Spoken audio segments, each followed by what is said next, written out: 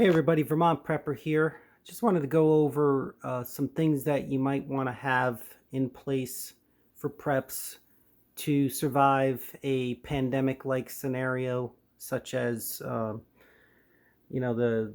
flu in 1918, or even the coronavirus if it does become a pandemic, which it's very close to being designated as such. In any event, I'll go through some of the things that I purchased just over the last week. And keep in mind, this isn't everything, obviously. I've been accumulating things for a long time, and this is just over the past probably month or a couple weeks even, when there were still some things available on Walmart.com mostly. So without further ado, here we go. From the bottom up, obviously toilet paper. Toilet paper will become a commodity. I probably have a ton more of this in my trailer, but this is what I just got over the past week or two. Obviously some hand sanitizer, a bunch of that.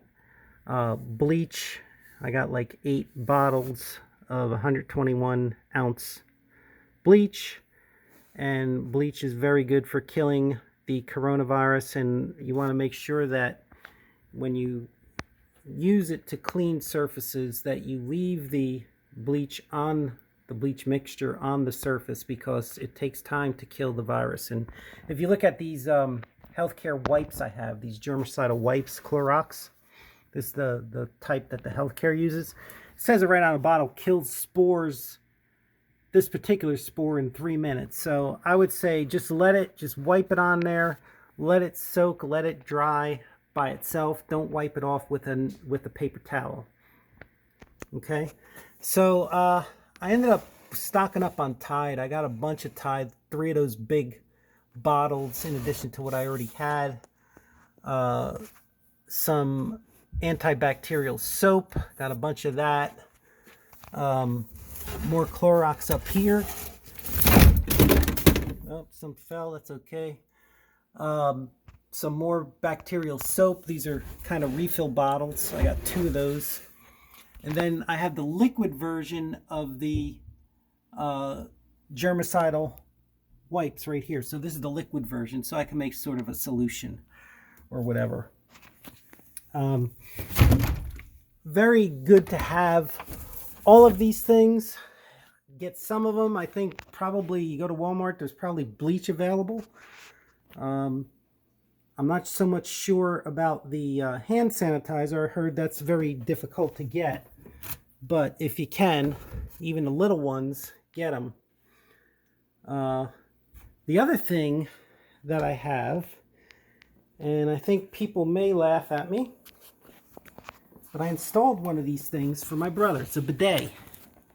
All right, and if those of you who don't know what a bidet is, it's when you sit down on a toilet and you get a spray that will clean you versus using toilet paper. And these things really work. I installed it for my brother, and it actually has it'll attach to hot water, so you don't get cold water blasting up there. You can adjust the temperature, you can adjust the pressure, and it's something where if you don't have access to toilet paper, let's say it's a prolonged event, this will come in very, very handy, unless you want to go outside and use some leaves, which I don't think anybody does, especially in the cold weather right now. All right, so a bidet, less than $50, all right?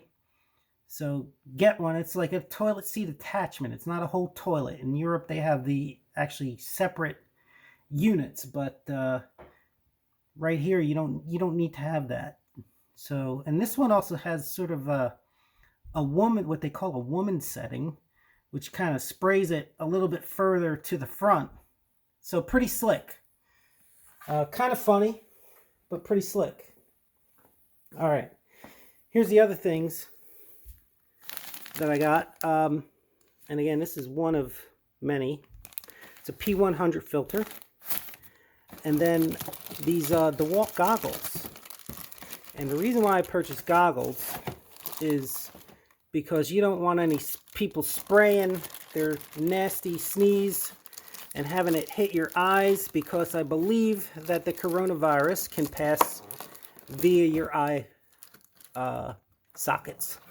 So that is at least what the guy who, the one doctor who alerted everybody about the coronavirus, he caught it, and he felt at the time that he was wearing one of these masks, right? So how could he get it?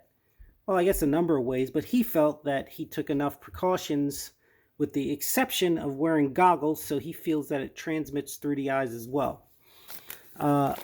Here's some disposable gloves, and these are, I don't know if these are latex or non-latex, hard to say. Nitrile exam gloves. They're probably latex. Usually they say non-latex. But I have both latex and non-latex. I have thousands of them. But the thing is, let's go over like the P100. You've been hearing the mask. Everybody's probably familiar with P100 versus N95 or N100, you might have heard.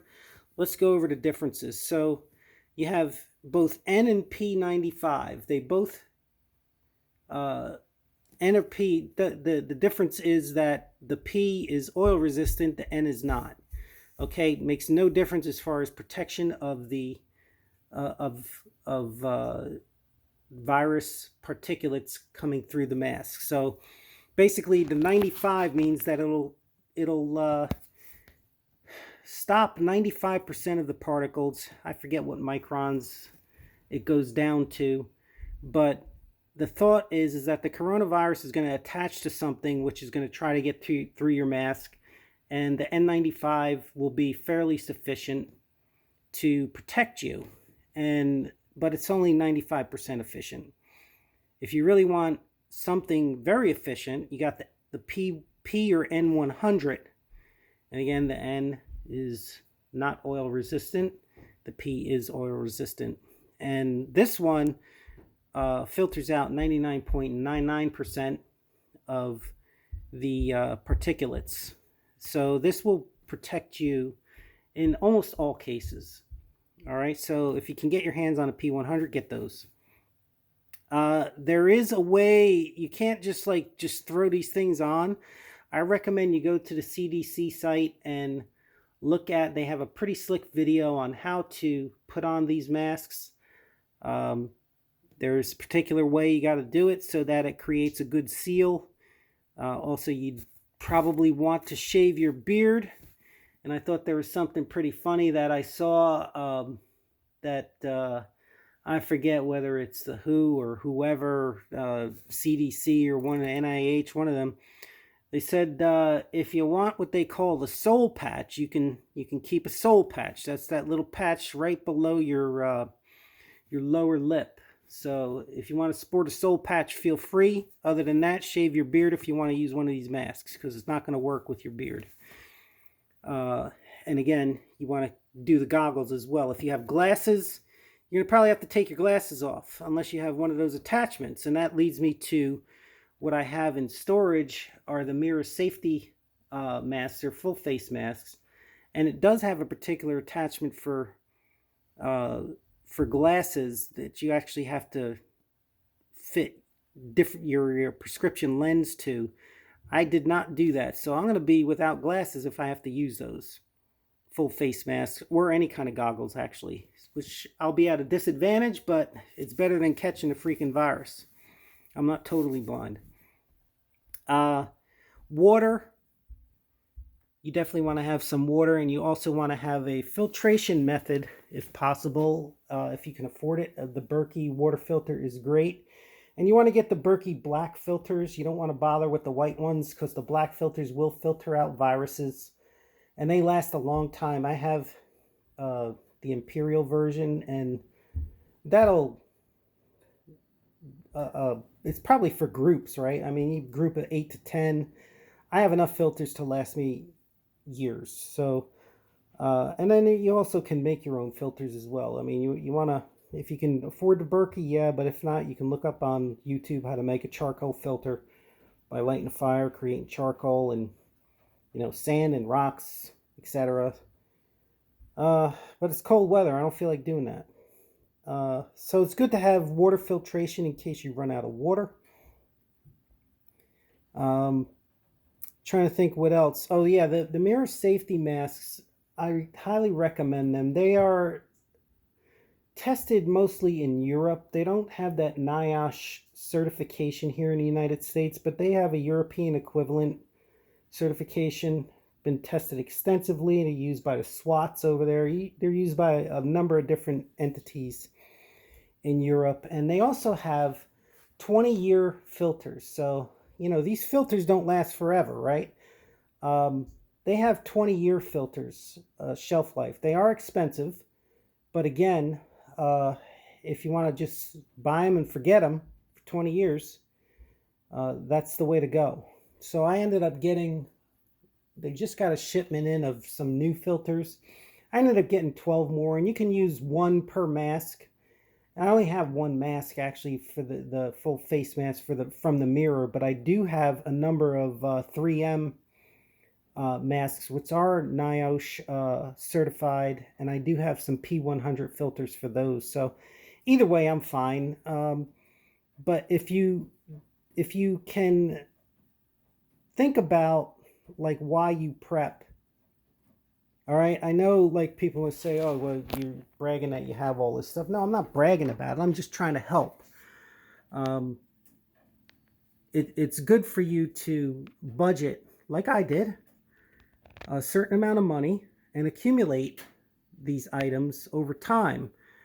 And you think about it like this, is that you have homeowners insurance in case there's a fire, in case you have hurricane, etc. And you also have auto insurance in case you get in an accident. You know, both events are unlikely. That's why you have insurance companies that make money, because the events are few and far between. However, you have the insurance if one of those events does happen. So think of prepping as the same thing. It's peace of mind insurance, right? Preparedness insurance. You don't have to worry about panicking now, right? There's a lot of panic buying, which is causing these price gougings to go on. And I remember when I went through a hurricane in Miami, same thing, price gouging. It was pretty crazy.